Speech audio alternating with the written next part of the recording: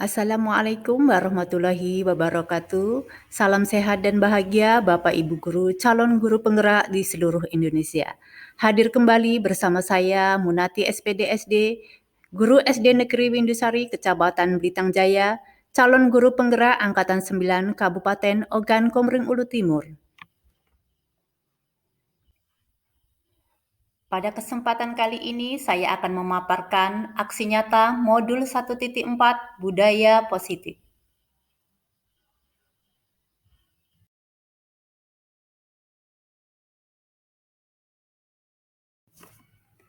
Adapun tujuan dari aksi nyata ini yaitu untuk menumbuhkan budaya positif dengan kesepakatan kelas dan mengembangkan nilai-nilai profil pelajar Pancasila. Adapun tolak ukurnya yaitu apabila siswa atau murid mampu membuat kesepakatan kelas untuk dipasang di dinding dan ditaati secara bersama-sama. Lini masa tindakan yang dilakukan. Adapun langkah-langkah yang dilakukan diantaranya yang pertama adalah sosialisasi kepada seluruh warga sekolah. Dengan sosialisasi ini diharapkan semua warga sekolah memahami pentingnya budaya positif di sekolah dan seorang guru yang seharusnya menjadi suri teladan bagi murid-muridnya. Yang kedua, guru menjelaskan pentingnya kesepakatan kelas. Kesepakatan kelas ini perlu dibuat agar tercipta kenyamanan di dalam belajar. Yang ketiga, guru memfasilitasi murid membuat kesepakatan kelas bersama-sama di kelas. Yang keempat, sosialisasi kepada seluruh murid.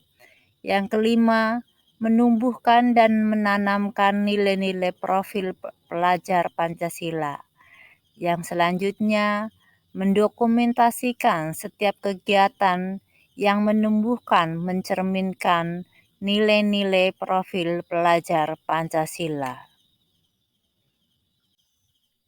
Adapun dukungan yang dibutuhkan adalah dukungan dari seluruh warga sekolah serta partisipasi aktif orang tua di rumah murid. Karena tanpa ada dukungan dari seluruh warga sekolah, siswa serta orang tua, maka penerapan budaya positif ini tidak akan berjalan dengan baik. Berikut adalah sosialisasi kepada seluruh warga sekolah yang meliputi kepala sekolah, guru, operator, dan tenaga kebersihan tentang budaya positif di SD Negeri Windusari. Saya menjelaskan pentingnya budaya positif di sekolah dan guru sebagai suri tauladan. Baik, dari pemaparan saya tadi, jadi dapat kita simpulkan bahwa budaya positif ini perlu ditumbuh kembangkan di lingkungan sekolah, di lingkungan keluarga, dan di lingkungan masyarakat.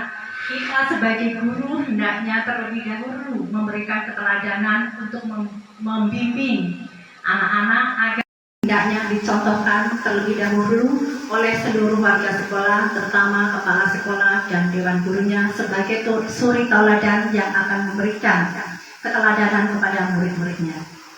Lanjut Pak.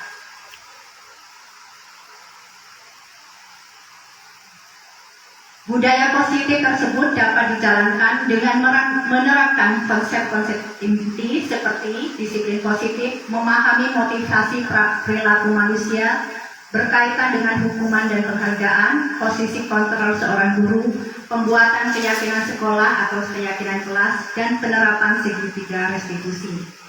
Yang pertama tadi tentang budaya positif sudah saya jelaskan. Kemudian yang kedua, memahami motivasi perilaku manusia berkaitan dengan hukuman dan penghargaan.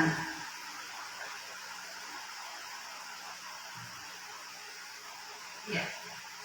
Disiplin positif ini sudah Pak? Lanjut Pak.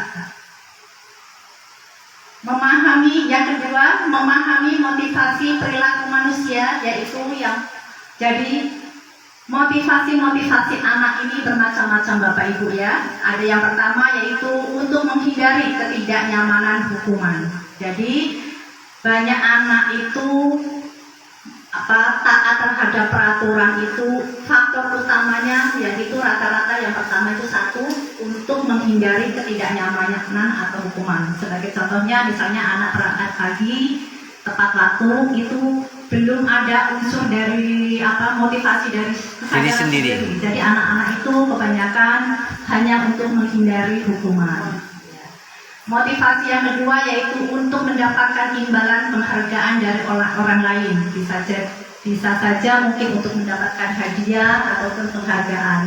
Dan rata-rata mungkin kita walaupun sebagai guru juga masih motivasi kita itu yang pertama dan yang kedua. Mungkin saya juga ya. Nah, motivasi yang ketiga yaitu untuk menjadi orang yang seperti mereka inginkan dan menghargai diri sendiri dengan nilai-nilai yang mereka percaya. Jadi motivasi nomor 3 ini yang harus kita bangun, yang harus kita tumbuh kembangkan sehingga baik kita dari dewan guru, dari kepala sekolah maupun anak-anak ini memunculkan motivasi yang ketiga ini. Nah, dari yang saya dapatkan dari pelatihan kemarin itu di pendidikan calon guru penggerak bahwa motivasi yang kedua itu memberikan imbalan, memberikan penghargaan itu yang berlebihan itu malah berupa hukuman. Jadi sebenarnya kita itu tidak dianjurkan untuk memberikan hukuman ataupun memberikan penghargaan yang berlebihan. Jadi sebisa mungkin kita menuntun anak-anak itu untuk menumbuhkan motivasi yang ketiga ini ya untuk menjadi orang yang seperti mereka inginkan dan menghargai sendiri dengan nilai-nilai yang mereka percaya. Nah, mungkin ini mungkin tugas yang berat untuk kita semua sebagai para pendidik. Lanjut Pak. Yang ketiga yaitu posisi kontrol seorang guru. Ada 5 posisi kontrol seorang guru. Yang pertama itu sebagai penghukum, yang kedua pembuat merasa bersalah, yang ketiga sebagai teman, yang keempat sebagai pemantau, yang kelima itu sebagai manajer. Nah, rata-rata kita semua mungkin termasuk saya selama ini yaitu guru itu sebagai penghukum dan pembuat merasa bersalah. Benar nggak Bapak Ibu? Benar. Ya, nah mungkin secara perlahan-lahan ini yang harus kita perbaiki bersama-sama. Jadi diharapkan kita itu sebagai guru itu mampu menjadi seorang manajer untuk murid-muridnya. Jadi perlahan-lahan mari bersama-sama kita benahi bersama-sama, kita itu bertindak sebagai seorang manajer. Nah, sebagai seorang manajer ini yang akan menyelesaikan masalah berdasarkan segitiga restitusi. Ya, Pak Arno lanjut Pak. Ya. Dari kelima posisi kontrol, seorang guru sebaiknya mengambil posisi sebagai seorang manajer, karena seorang manajer itu guru berbuat sesuatu bersama murid, mempersilahkan murid mempertanggungjawabkan perilakunya dan mendukung murid agar dapat menentukan solusi atas permasalahannya sendiri. Yang kedua, posisi manajer mengacu pada restitusi yang dapat menjadikan murid sebagai manajer bagi dirinya sendiri sehingga tercipta identitas positif berhasil pada diri murid tersebut. Ya. Sebagai contoh, misalnya ada anak yang berkelahi karena apa yang sering terjadi di tempat kita ini? Karena bullying misalnya. Ya, karena ejek-ejekan saling mengolok terjadi. Nah, jadi kita itu memanggil anak. Mungkin selama ini kita langsung tanpa sadar refleks mengomel-ngomeli ataupun memojokkan anak pada intinya ya. Nah, jadi ini berdasarkan segitiga restitusi bahwa anak itu dipanggil, kemudian dicari masalahnya itu apa, penyebabnya apa.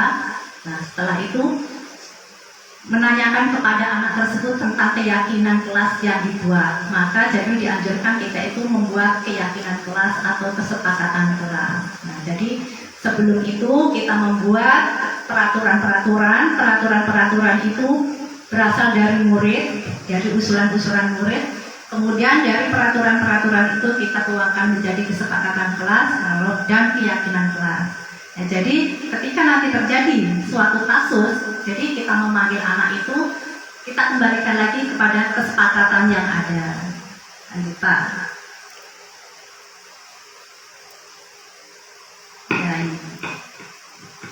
yang membuat keyakinan sekolah atau membuat keyakinan kelas. Kalau membuat keyakinan sekolah ini mungkin cakupannya itu lebih luas lagi, meliputi kepala sekolah, dewan guru, orang tua, dan siswa. Nah, kalau kita mungkin sebagai wali kelas itu ya cukup membuat kesepakatan kelas.